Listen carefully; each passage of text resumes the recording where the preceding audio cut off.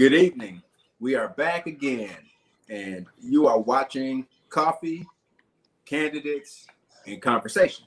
We have a special guest with us, but before we introduce our guest, I want to let everybody know if you're new to watching, here's what this is about. Coffee, Candidates, and Conversation is a piece we put together to provide voters an opportunity to have a one-on-one type experience with the candidate. We know that because of COVID-19, we can't possibly arrange as many opportunities for candidates to interact with voters and for voters to, in turn, interact with candidates. But what we can do is bring candidates into the place we've all spent a lot of time, and that is home. That's why we're here today. And our special guest today, his name is Mark Pickrell, and he is a candidate running to represent the state of Tennessee in the United States Senate. Welcome to Candidates Coffee and Conversation, Mr. Pickrell. Thank you. I really appreciate it. This is great. Yeah. Well, I saw you lifting your mug earlier. I have my Shelby County Democratic Party coffee mug. This mug is getting a lot of mileage, and I think my caffeine intake has probably doubled since I started this series. But let's sort of dive in. Can you wait? First, can you send me a mug? You got to give me a party gift for this. So we can definitely do that. We can definitely do that. See, I don't have any writing on this. I will get some writing the next time. Yeah, and I'll tell you what. We'll make note and we'll get you a Shelby County Democratic Party mug so that you can have the good coffee. Yeah, the good coffee. Now, we like to have fun on the show, and we also like to sort of get around some of the typical speak that we hear from candidates. You know, we always hear the question, tell me why you're running, and it always comes out like that. But our voters want to know something different. Our voters want to know something about you that we cannot Google, that we won't find in your campaign literature or on your website, and that we likely would not learn about you if we work with you in your professional capacity. Okay. A few years ago, we had a cleaner of I run a small company, and we had a cleaner, and he and I became kind of friends. And it turns out he makes small reed Indian flutes. And so for Christmas one year, he gave me a small reed Indian flute that he had made. And so when I want to relax, I go into my office at my house and I shut the door and I sit there and I play just random music on that small Indian flute that he gave me. And that's one of the best gifts I've ever gotten in my life because it's been hours and hours of just pure relaxation. And I have never put that on the web or talked about that with anybody. So that is something very few people know about me. All right. I think our voters are feeling a little closer than they were before. And man, what kind of wood? What's the flute made out of? It's a reed. It's literally if you think about it, it's a reed. It's probably about an inch and a half. It's oval in shape, and then it's got the hole. It's got 6 holes in it, and then it's got a little block that gives you the whistle sound that makes the reed blow. You've heard that calm, smooth. It's Indian kind of music. Well, that's what it is. It's a reed flute. It's awesome. Oh man, nice, man. Well, I like that. I'm a musician of sorts myself, and so I'm always excited to learn that we have candidates who are musically inclined and who turn to music and view it as therapeutic and fun. And so, so let's just dig a little deeper in terms of getting to know you before we get to some of these issues. We know that oftentimes candidates and elected officials alike, once you step into that arena to run for office or hold a public office, your life becomes the sum of your constituents' concerns. So, but the thing we forget is that you are also a voter. So let's take that candidate's head off and set it to the side for a moment. Let's talk about the voter. what for you as a voter is the biggest issue that's on the table, and why? Well, as a voter, and I have to add as a candidate, I'm motivated by economic issues. I got into this race because I had been worried that for many, many years, decades even, we've been making one change after our laws to the other that has made our economy more and more unstable and more unfair. And I got into this race actually pretty late, last day you could get in, because COVID hit. And I thought with COVID, we as a society might finally be able to make those choices to reverse a lot of the changes we've made to our laws that have made our economy worse and not better. And I think that the people of Tennessee, and including me as a voter, are ready for those changes. I've been ready for them for a long time, but I think that we need to get everybody ready for them. And I think Tennessee voters and American voters are ready to make those changes that we need to make to turn this economy around. And that's really my main motivation. Uh, Within that, when we talk about unfairness, it's a whole variety of unfairnesses that we have. We're going to get to, I know later in the discussion, a discussion about social justice and about racial justice. But I firmly believe that we cannot have social justice in our country. We cannot have racial justice in our country until we have economic justice in our country. And so we built this system that actually benefits wealth, which is another way of saying it actually benefits white people. And instead, we got rid of all those protections that made our economy more mobile for everybody, regardless of how much wealth you had, and made protections first and foremost for people who worked for a living. And so those are my main motivations as a voter. That's what I care about for our country. But it's also, therefore, what motivates me for running as a candidate. Okay. Well, then this seems like a good place to pick as a follow up. Then, what do you see for us as an opportunity to improve economic growth in Tennessee? It's a whole lot that we have to do on the federal level. I would encourage you to look at my website because I have 7 basic points. And then in the detail, I have 16 legislative changes that we need. It's everything from changing how the Federal Reserve operates to changing how we spend money on military uh, wars abroad, to changing how we deal with our deficit, to changing how we deal with taxation of dual working households. Those are all changes that we have to make. And I've got 16 of them on my website. But those are some of the changes that I think we have to make in order to turn this economy around. The most important ones have to do with Wall Street versus Main Street. We got to restore Glass-Steagall, which was a law that protected us for 70 years that we got rid of. And after we got rid of it, our economy became more and more unstable. And then we also need to change how we tax capital gains so that we can start addressing these benefits that people who make money from wealth have that people who make money from working don't have. And so those are the sorts of changes that we should make, in my opinion. And they're all on my website there. They've been on there from day one because that's really my main impetus for running as a candidate. Okay. Um, well, could you tell voters who may be uninitiated and would like to hear you speak on it? You call it, is it the Siegel Act? It's Glass-Steagall, yeah.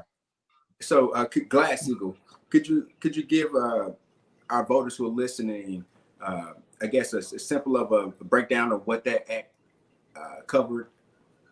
Yeah, happy to talk about it. So the last time we had the sorts of problems that we have now was in the Great Depression. And one of the things that we as Democrats did during the Great Depression was we separated commercial banking from investment banking. We separated bankers for Main Street from bankers for Wall Street. And what that does is, as long as you keep your money system connected to your productive economy, that is the production of goods and services, then you can have stability. And we had economic stability for 70 years. Now, then, once we got rid of Glass-Steagall in the 90s, we had the Asian financial crisis, the long-term capital management crisis, the NASDAQ bubble, the housing bubble, the great financial crisis of 2008, and now the Federal Reserve crisis of 2020. So we've had more and more bigger and bigger instabilities in our system, because what has happened is by getting rid of Glass-Steagall, we separated money from our real economy. And when you do that, you actually don't know, you've lost all your ability to keep things stable and know how to maintain the economy on a stable trajectory. And so what we've done is we it's like a boat where you were going along fine for 70 years on the straight and narrow, and then all of a sudden you take your rudder off and you start rocking back and forth, and you wonder, well, what happened here? Well, the answer is we got rid of the protection that we gave ourselves in the Depression that kept us stable for 70 years. And now, unfortunately, we have an unstable and unfair system because we've disconnected money from work, so to speak. And so what we need to do is reconnect money to work. It's going to be painful. I'm not promising a rose garden here. But in order for us to build a stable economy, to have a foundation that works, we are going to have to reconnect money to work in a way that we haven't for many, many years. And so, I mean, that's in a nutshell why that's such an important thing. And most people don't understand why things have gotten worse. Why do we have such great income inequality in our country? Why do we have bigger and bigger financial crises in our economy? Most people don't understand it. I have to say I do. And that's what motivated me to run, is because I know how to fix our problems. And so I decided to run and tell people, hey, this wasn't by accident. It was by design. And we can turn it around as Democrats. We can turn it around and we can make it better for ourselves and for our children and grandchildren. We just have to turn the direction of this boat, which is our economy. And so that's what I'm talking about when we go back and reverse some of the changes we made, Wall Street made, Washington made, that are really hurting us right now. And most people don't understand that, but it's what I've been looking at and studying as a lawyer for many, many years. And so it's when I look at those changes in the law and I see that they're going to create problems, and when those problems crop in, at some point I got to say I got to do something about it. And I decided to run for Senate. Okay.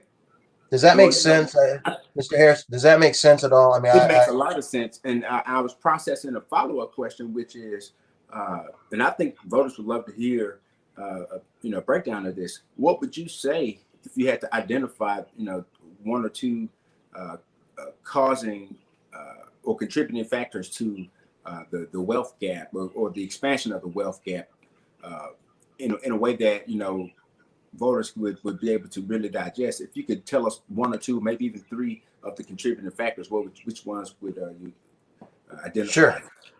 I'll start out with getting rid of Glass-Steagall. That was a big mistake.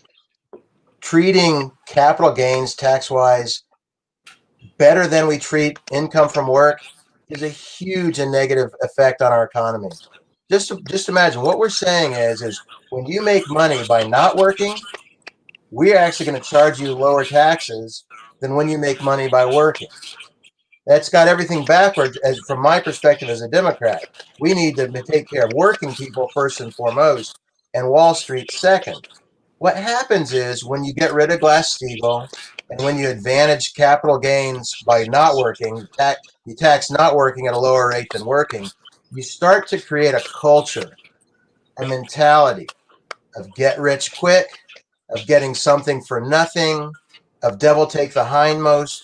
It's an attitude. It's an attitude of instability and insecurity, as opposed to an attitude of productive work, fairness towards all, and steady growth of our economy. So when you talk about what do we need for economic growth in Tennessee, which is what you have on the table, what we need is steady growth over time, not unstable growth, up and down, more and more crises. So returning to Glass-Steagall, not giving an advantage to income from not working. Some of the Federal Reserve policies, we've got a central bank. They have a very important job. But when they start to cater to Wall Street and make sure that Wall Street is okay with their bailouts and ordinary people are not okay at all, then you've got that separation between our productive economy and people who work and Wall Street and people who make money from their wealth.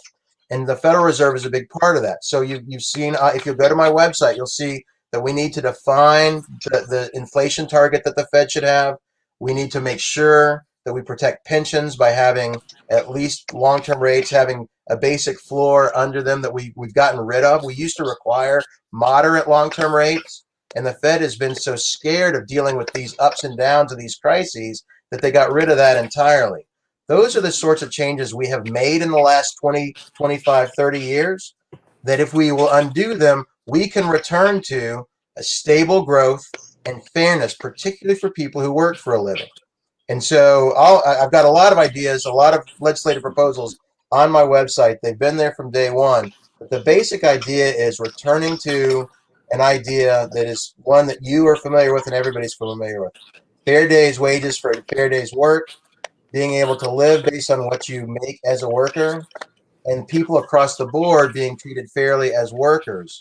That's really the heart of why I'm a Democrat. I think it's what the Democratic Party has always stood for and should always stand for.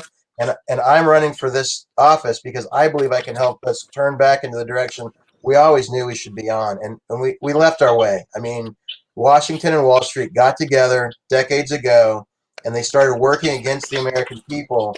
I want us to return back to, particularly as a Democratic Party, to return back to an understanding that our job is to help working people and to build a stable economy that grows over time.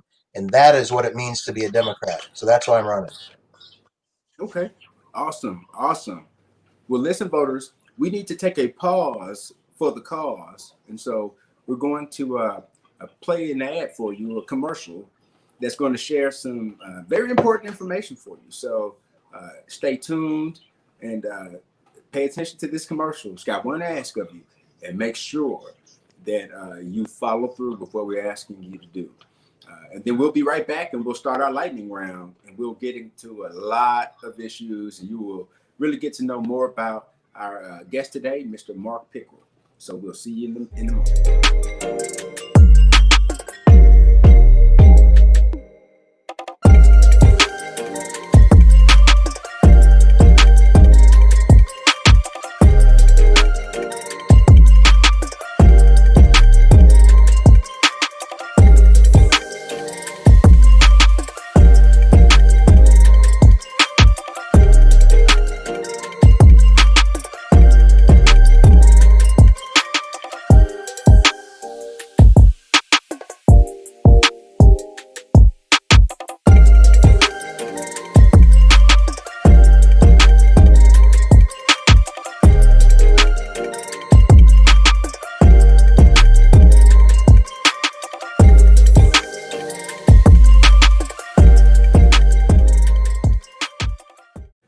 All right, we're back, and you are watching Coffee, Candidates, and Conversation.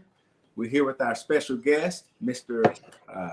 Mark Pickrell, who is running to represent the state of Tennessee in the United States Senate. So we're about to start the lightning round. And in the lightning round, we're going to cover an array of issues. And so for each issue that we place on the screen, we want to hear from Mark Pickrell on it. And we hope to keep the answers to about a minute and a half. But if we need to go longer to adequately address a topic, then no worries. We'll do that because we want the voters to hear what you have to say. And we want voters to have as much information about each candidate going in to the polls so that they can make the most informed decision. All right. Are you ready? Fair enough? I'm ready. Okay. So I think we have a really good transition question to kind of kick off the lightning round. And, we talked a lot about the economy. We talked about how we can, what some of the factors were that have led us to where we are in terms of, having another crisis, financial crisis. So can you answer this question for us? What is a livable wage? It's a different amount in different parts of the country, but it is something that is much higher than our current minimum wage for even an individual, much less a family, a single parent, or a family of four. And so we know that we have not changed our minimum wage for many, many years. I don't even know exactly how many it's been, but it is probably needs to be at least twice what it is now to have kept up with urban inflation. And so we know that a livable wage is probably at least $15, even for an individual or a single parent. And it may be more for somebody who has a family and has two people working. Even at minimum wage today is probably not adequate. So, in my opinion, a livable wage is at least $15 an hour, probably higher throughout the Okay. country. Okay. Well, let's tap into another area. I'm going to put up a statement, and we're transitioning to a different category. Okay. So we have actually, you know what? This is a really good one. This is a really good one for you. I think you'll enjoy this. Healthcare access for the middle class versus access for the poor and elderly. And Yep. so, in line with that, here is the consideration. Middle class struggles to pay deductibles and medical bills, while poor Yep. people struggle to pay insurance premiums. So, Yep. what are your thoughts on that? Well, from day one of my campaign, I put a three-pronged approach for addressing healthcare insurance in this country for this very reason that you address here. There's a spectrum of needs. Not everybody has the same needs. And so I think that the best way to deal with flexibility and availability and affordability, the three goals we want to have for everybody, is to have a three-pronged approach where we have Affordable Care Act plans that are available across state lines, that we have insurance premiums that are available for accident, disease, things like that are true health insurance where you don't have any pre-existing conditions covered. And then we need to have an opt-in to Medicare where you can have an income-based sliding scale to get access to Medicare. If we do those three things, in my opinion, we will solve the problem that you addressed on the screen here. We know that even with the Affordable Care Act, between 15 and 20% of people do not have any insurance at all, and they would like to have some sort of insurance, even if it's higher deductible. And so that's why we can have people have some high deductible plans. But for people who have chronic conditions or pre-existing conditions, or for poor people, we want to make sure that everyone has access to health insurance regardless of the amount of income they have.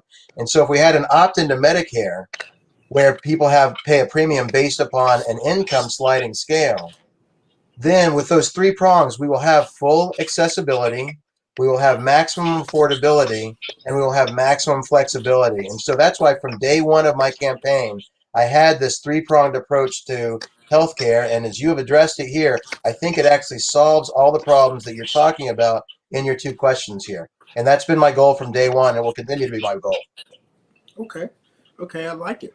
Well, I think we're about to tap into another one of the questions that relate to money, but just in a different way. What about the security of Social Security? Well, we have to make sure that we keep those promises. And one of the things that we can do, for example, is we know there are changes both from demographics, and so we've been looking at those as a country. But also originally, Social Security was intended to be insurance for people who could not work. And so you were not originally supposed to get Social Security if you had a job. One of the reasons for that is because we wanted to give entry positions available for younger people. And so I think if we know that we can probably extend the existing life of Social Security right now by just making that one change to returning to what was in Social Security for 60 years. And so that's one change. But I also think we can supplement it in a much easier way and disconnect people's retirement from their work. Social Security is disconnected from retirement work. You have your Social Security once you've earned it, no matter what your job is. Well, there's something called the Simplified Employee Pension, which we have at my company, and we instituted it so that everybody could get and build up on their own pension plan, separate from us as an employer, because we might go away one day. A lot of people have seen their employers go away, and the question is what happens to their pensions. But if we give everybody the chance to have their own pension, and if we shore up Social Security, then we can guarantee everybody a promising future in retirement after a full lifetime of work. And so those have been on my website from day one, like the healthcare plan and like my financial market reforms. I mean, I put this sort of thing in there from day one because these are changes we can make. They sometimes require us to reverse some bad choices we made recently. But if we do so, we can make something that is solid and strong and stable, not just for people older than me, not just for people my age, but also for young people too. And that's important because part of our job as a society is to maintain connection intergenerationally. But we have an obligation to those older than us, and we have an obligation to those who are much younger than us to make sure that we have an economy that's stable and growing and is structured to take care of everybody throughout their working life and beyond. And so that's what I've done on my website. That's what I've done on my campaign platform, and that's what I intend to keep doing. Sorry if I went Okay. over, but that's Yeah. these are important to me. Well, let me ask this question, and in lines with issues with affecting our economy, and when we think about what's going on with the the in your face exposure to our healthcare system problems, uh, what do you think of America's? How would you rate America's response to COVID-19 on a scale from 1 to 10, with 1 being really bad and 10 being absolutely excellent? And so, and then after you rate it, uh, either way, can you tell us 3 things that you would that you would have done differently or better? Well, I can't say that I would have done anything better because when you're responding to a new thing and when you're trying to make decisions with inadequate information, then I personally think that one of the things that we should not do is tear one another down. So I'm not going to do that. I think America's response as a people is a 10. We have voluntarily self-isolated since March. We have worn masks. There have been occasional problems in areas, but as an overall country, I think the American people have responded to this epidemic by caring about their fellow man, by trying to take those steps to protect society. And I think that is something that we as a people should be very proud of. Government's response is like I probably hit or miss. I mean, in general, I think that we may have shut our economy down too much at first, and then we may have opened up too slowly. But we got some spots that never shut down, and they're starting to be hot spots. I think some of the sending people back to nursing homes and that where they could infect other people, and a lot of people died. That's a huge error, and that's something that we should not repeat. So like I say, in general, I think the American people have been awesome. I can tell you this where based on what I know now, back when this started, it looked like and the data indicated that between 3 to 5% might die who got this disease. That's a lot. That kind of number deserves to shut down everything, send everybody home, keep this thing from spreading. I mean, if you told me that if we drove cars for the next 3 months, 3 to 5% of the people who drove cars would die, we would agree, let's stop that. Now that we've had a little bit more time under our belt and we've learned a little bit more about this new pathogen, then what we've learned is that it looks like for certainly for people who are under 70 that and people who do not have comorbidities, that their death rate is probably 0.04%, 0.08%, something like that. So with that new data, what we probably should do is return back to as much a normal life as possible with the following caveats. One, people who are particularly vulnerable need to still be protected and need to isolate to save their own lives, and we should support them in that situation. In workplaces, places indoors, you got to wear masks, and you got to stay out of indoors as much as possible, and still get on with your life. And then we have to socially distance everywhere, particularly outside and certainly inside, even if you have masks. And so I think that in one of the jobs of the legislature, one of the jobs of the Senate for the whole country, and one of the jobs for the state legislature is to set those rules where we as a people can all reach agreement and say, you know what, we now know enough that we can assess the risk and we can make collective decisions about how to deal with the risk and how to take care of one another, knowing that some of us are going to be hurt, some of us are going to die from this. But we also know, just like with cars, we know people are going to die. We make those choices about what kind of risks are acceptable or not. And that's the job of a legislator. And so I can tell you, if I were in the Senate, I would be working with everybody in the Senate and everybody in the House to try to come up with those rules that will give us maximum freedom while giving the most reasonable protection of health and safety and supporting the most vulnerable among us. That's to me, that's kind of what it is to be a Democrat, frankly. That's in a nutshell, that's what it is to be a Democrat. And so I think that's what we should do in the Senate. It's what we should do in our state legislature here. Well, here's a follow-up then, and in line with talking about um, deciding which risks to take when there are no perfect solutions. What about this? the threat of Betsy DeVos and Donald Trump to decrease funding for school districts, they go all virtual. That is the sort of bomb throwing that we have got to stop. I mean, as every city and every locality tries to figure out what's best for it, one of the things those of us in Washington should do is have the humility to say, I don't know what's right for everybody. But I do know it's my job to support everybody, every locality's decision about what they think is best for them. And it's probably going to be different for different cities and different parts of the country, and not cities, rural areas, suburban areas. They're probably all going to require a little bit of a different thing. And so to say that one size fits all, or worse yet, that I'm the grand poobah who knows what everybody needs, is part of the problem. It's not how to solve the problem. It's part of our problem. And so we should not be decreasing federal funding at a time where we probably need to be increasing all funding for schools, because we know that our children's educations are at risk right now. And we, in my opinion, we cannot let our children be the main victims of COVID-19. And so, in the Senate, as a citizen, as a voter, for me, job one is to make sure we take care of the least protected among us, and that includes the children. And so I think the question is, how can we channel more funding to our students, not less? Okay, I like it. I like it. Well, let's continue our transition through these different areas. Legalization of cannabis. Yeah. What do you think about that?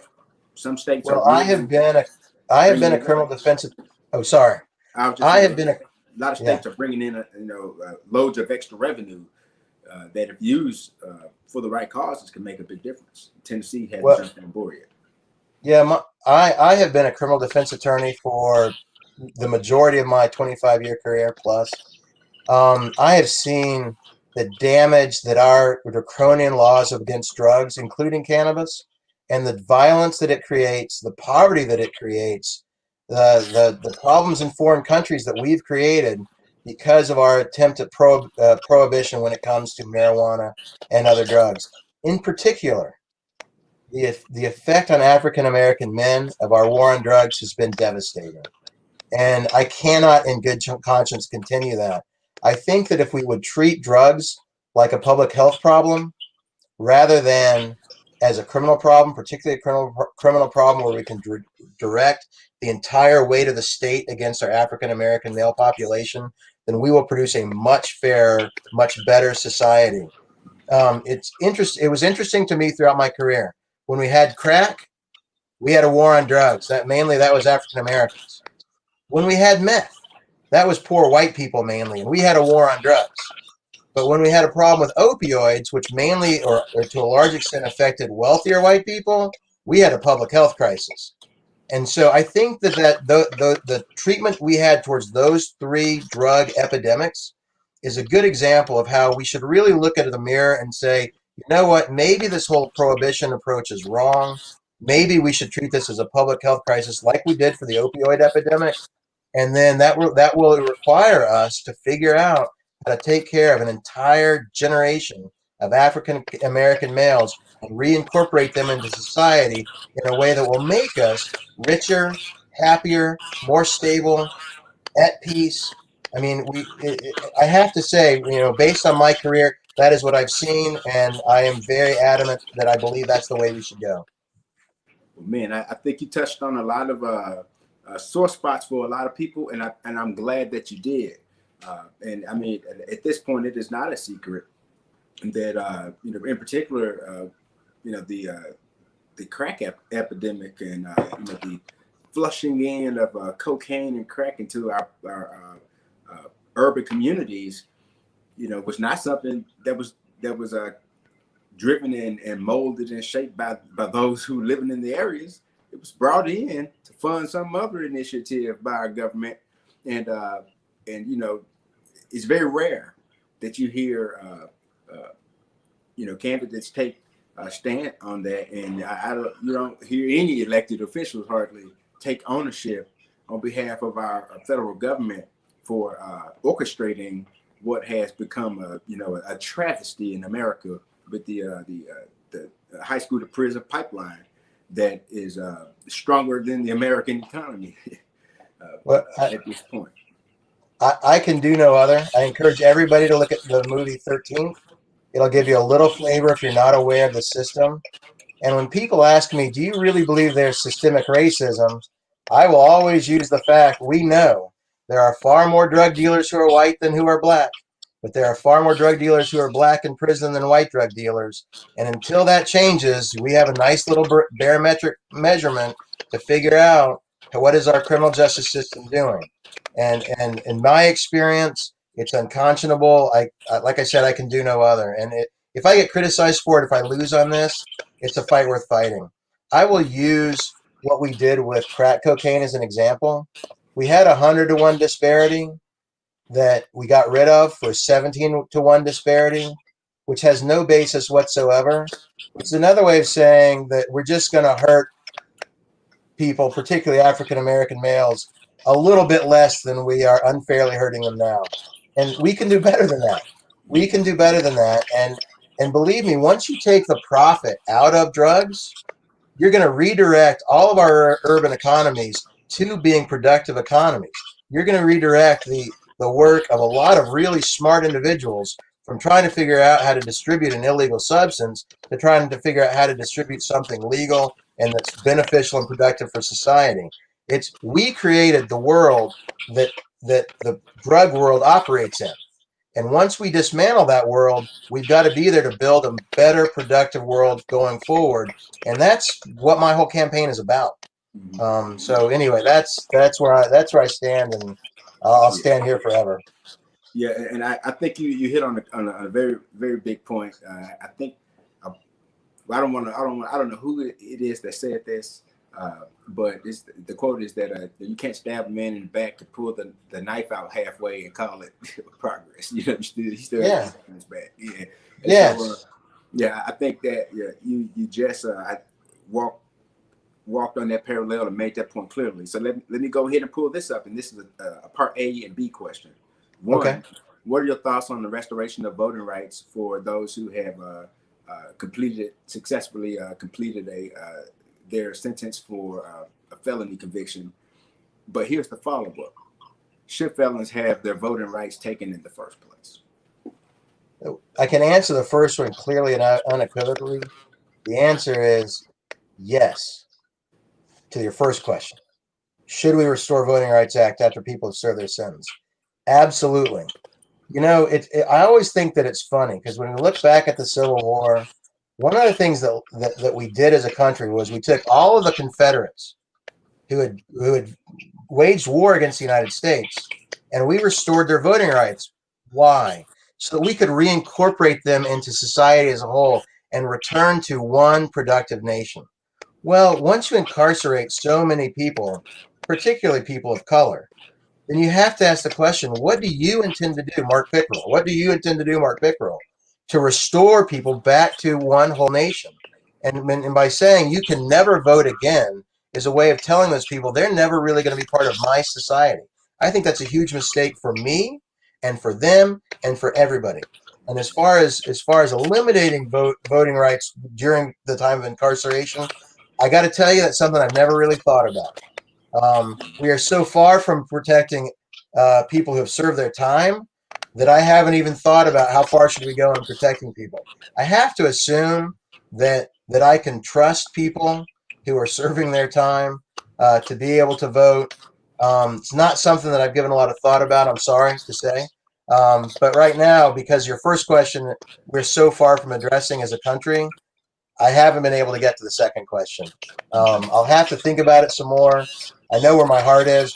I just, it's something that we, again, it's part of why I'm running is because we have to get our whole society working together. I can't just go tell people, hey, if I can get 51%, I'm going to ram these laws down your throats. Because that means if that other guy can get 51%, then he can ram his laws down my throat. So part of what I want us to do as a country is to start building that common ground and trying to listen more than we dictate and trying to persuade more than we order. And so, on your second question, I think ultimately my answer to that over time would be a function of listening to the people who don't want to give any felons the voting rights and why and what is their goal there, and persuade and to listen. And if I can change their attitude, particularly towards the first question, I think we've got a shot at changing their hearts toward the second. But that's going to take some time, and that's what political leadership is. It is not going in and saying, if I can just win with a bare majority, then I'm going to get everything shoved down your throat, because that majority switches back and forth, and we've got to start working as an entire people, not as just two camps constantly at war with one another. Mm-hmm. And I think it's important that we touch on a big topic, which is criminal justice reform. I understand that you're a defense attorney and you've got a wealth of experience and knowledge in these areas. Tell the voters your thoughts on criminal justice reform and give them some insight into and perspective on ways that we can move forward and improve our criminal justice system. Sure. It's been a real privilege for me to be an appellate attorney in our civil system for the last 28 years.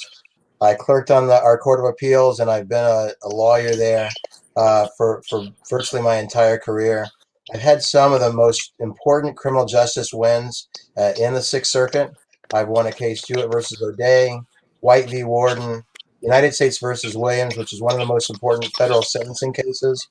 And it's because of that work that I was ultimately asked to represent Centoya Brown in her last federal appeal. I represented her at the time that her sentence was commuted by the governor. And so it really is the heart of my practice has been as a criminal defense attorney, trying to reform our criminal system, in particular, our federal criminal system.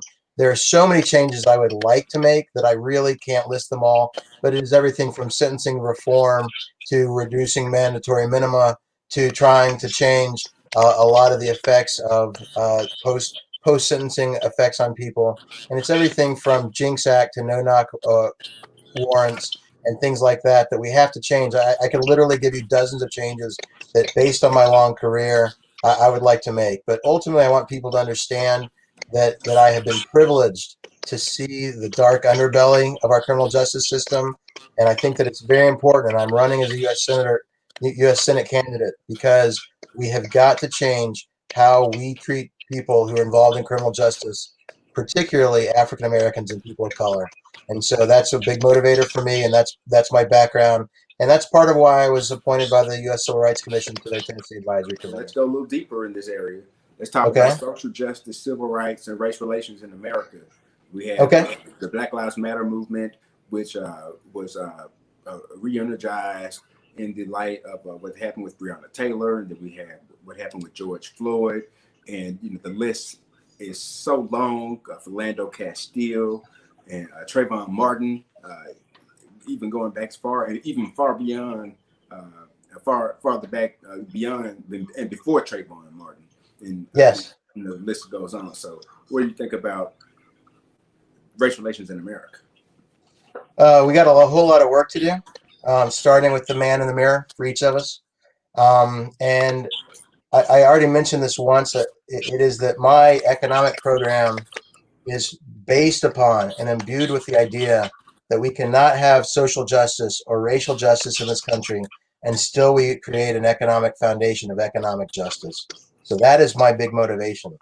In my personal life, like I said, as an appellate lawyer, I've been involved in criminal justice reform for decades of my career. I've worked on Voting Rights Act cases. Because of my work with criminal justice reform and the Voting Rights Act, I was appointed to the Tennessee Advisory Committee of the U.S. Civil Rights Commission, and I look forward to doing that work. I think the work of the commission is extremely important. Now it's as important as ever during the life of the commission. And so that's where I am dedicated towards working. And I think that what we have to understand is, for all of us, that as we build up a society where people are freer to pursue their own goals and their own ideas of life, liberty, and the pursuit of happiness, and as we make sure that everybody, particularly people without regard to their ethnic background, skin color, race, that as we build a system that is designed to protect everybody, we will have to, and we will be the beneficiaries of a much better world.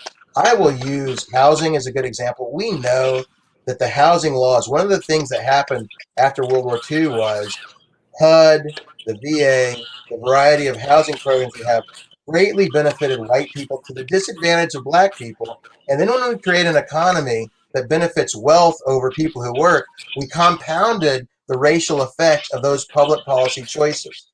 And so the question for all of us is, and I hope particularly every African American will ask the question, what is the best system and structure for us as a nation to build a future that will be protective of everybody without, particularly without regard to race? You know, within, and this is something that I said to some Panhellenic Society people here in Nashville, and I got some criticism and I got some praise for it. You know, we have to remember the discussion that took place among Booker T. Washington and W.E.B. Du Bois, um, George Washington Carver, over 100 years ago, where African Americans had to ask this basic question of, do I need to be separate from and independent from the nation's economy as a whole, or can I integrate and build a life within that system? Now, I think it's our job all as citizens, as a voter, to make a system that is fair and free for everybody.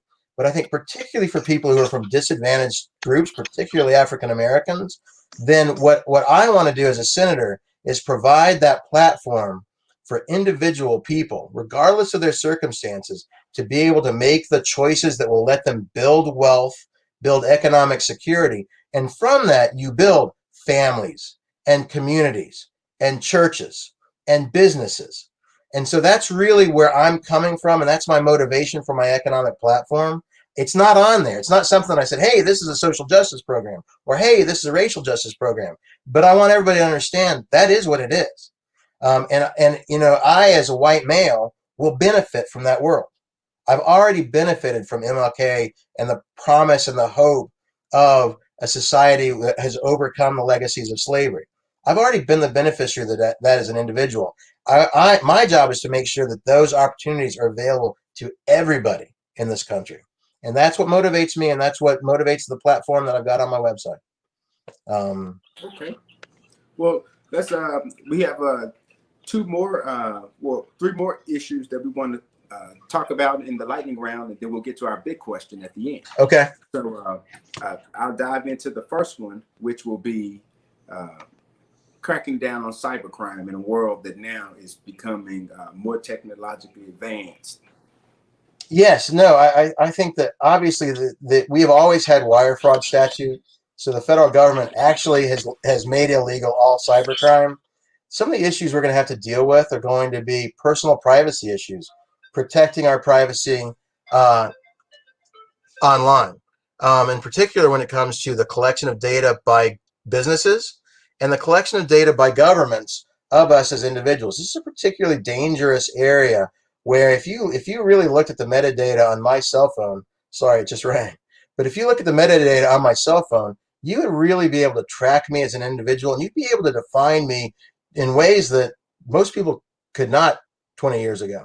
And so I do think that when it comes to cybercrime, our biggest issues are probably going to have to do with personal privacy. You know, Europe has led with some of the right to be forgotten laws and some of their privacy regs. California has pursued those as well.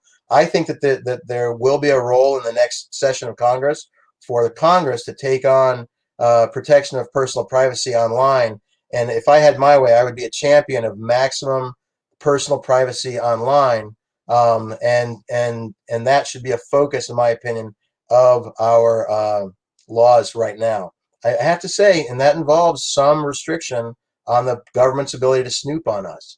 I mean, we should not be proud of a lot of the revelations recently about the snooping that has taken place of the American people and the amount of information that's collected on each of us, in my opinion, unconstitutionally. But certainly it's a problem. It's one that Congress should address. And if I were elected to the Senate, I would address them. Wait, I lost you. Sorry. I'm back. Can you hear me? Excellent. Yep. Okay. So let's go to military spending. How much is enough? A lot less than we're spending now. From day one of my campaign, one of my deficit reduction platforms involves reducing foreign military spending. We've engaged in never-ending wars, particularly in the Middle East, that have cost us trillions and trillions of dollars. That is money that has been wasted. It has led to the deaths of a lot of innocent people, and it has not made America safer, stronger, or more secure. And so, particularly in a time when we are dealing with COVID, when we are talking about needing to increase funds, but certainly not cutting funds for school children, when we need to rebuild the infrastructure of this country, which is collapsing in many cases when you look at our bridges and roads, we should not be wasting the money on foreign military engagements. I mean, we have been at war in Afghanistan longer than a lot of the soldiers there have been alive. That is a travesty. And, in many respects, if you want to talk about addiction, the addiction that we have to military spending as a nation is one of the worst addictions that we have. And it's going to be tough to break that addiction, but we need to break that addiction as soon as possible. Okay. Final question before we get to our big one at the end. The right to bear arms versus the need for gun control in America. Yeah, I would encourage everybody to look at some of my podcasts. I have one specifically on this topic. I think it's podcast number 3. And, one of the things that I say in my series of podcasts is, as a constitutional attorney and as an appellate lawyer, one of my important jobs is to support our independent Supreme Court. And so here the Supreme Court has ruled that the Second Amendment provides an individual right to bear arms. And I actually support that decision. I think the language of the amendment makes sense. And I think the Supreme Court's decision in Heller makes sense, that there is a basic right to bear arms. But as with all rights, there are limits. I mean, there's nothing that's unlimited in our law, no matter what it is. And so we know, particularly with these mass shootings, that we have issues involving mental health. We have issues involving the lethality of these 45, 50, 100 bullet magazines. Those are the sorts of things that we have to address. We have issues with background checks and people's right to own arms. We talk about felon disenfranchisement, but we have felon in possession laws that keep felons from possessing arms, and yet we don't have background checks to make sure that that set of laws protects society. Instead, it becomes a trap for a lot of people.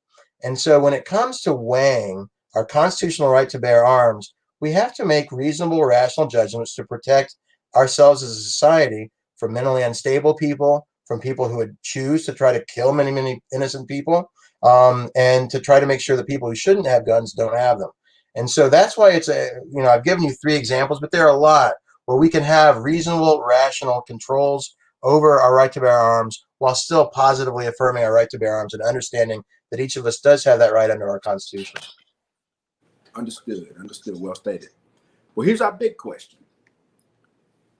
So you're a senator of the state of Tennessee, right?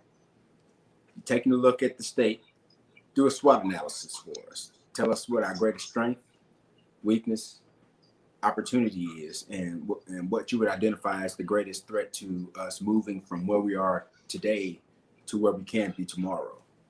I may be a little bit repetitive here. If I am, I apologize, because I'm going to focus on economics. Our strengths are our people.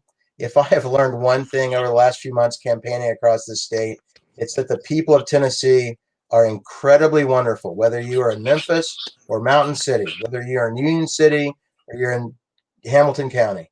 Across this state, people are good, hardworking, fair-minded, even-handed, live and let live kind of people. I don't care what the environment is.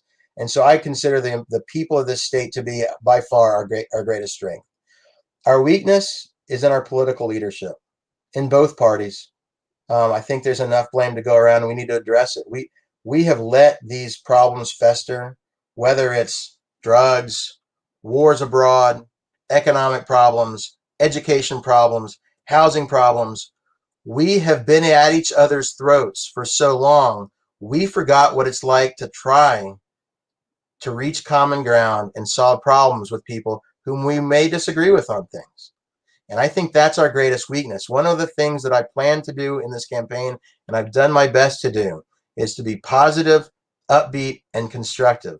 Because I don't think there's any way that we can take advantage of our strengths.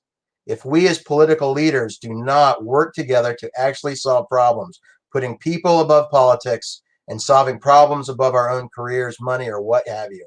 And I think that's so our weakness is our political leadership. Opportunities, we can fix this. The opportunity is there for us to work together, to find common ground. There's a lot of common ground that we have across the political spectrum in a variety of different cities, rural areas, different parts of the country. We can work together if we just have, I believe, political leadership who's willing to pay the price. And that means get criticized and maybe lose an election. I don't ever want to be in the position where I care more about being in office or staying in office than I care about doing what the people of this state and this country need. And so that's the great opportunity. And as far as threats, it is that we will stay at each other's throats, that we will let anger and hatred and fear dominate over love and reason and civility. If that's the biggest threat, again, is that man in the mirror. It's us. We people have great strength, and these are great people, but we can choose to tear ourselves down. And I don't care what the subject is. When I see it, and I've experienced it as a candidate now, so let me tell you, there's a lot of hate out there too. But the hate, I found, can be dealt with when you deal with it with some respect, some humility, some calm, some patience, some understanding.